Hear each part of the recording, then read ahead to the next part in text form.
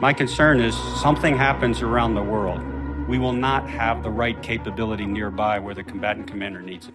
If we don't have enough amphibious ships, then you put at risk both deterrence and defense and the ability to respond to a crisis. We are a naval expeditionary force in readiness. We seize or defend advanced naval bases and execute land campaigns in the furtherance of naval campaigns.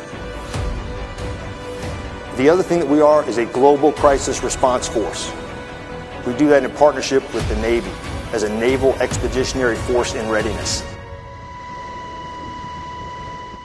There was the 24th Marine Expeditionary Unit that rescued me. U.S. Marine commandos reclaimed control of a ship being held hostage by pirates off the Somali coast. U.S. Marines swooped in today. Following the earthquake. At Camp Pendleton to help battle the Valley Fire. Marines have been put on alert. It's about 100 U.S. Marines are going. Heavily armed U.S. Marines are now on site. We've got a Navy ship that has helicopters that can help to move assets. It's the kind of rapid response these Marines are prepared for. The first C-17 landed with U.S. Marines on board. Those Marines were the first ones on scene.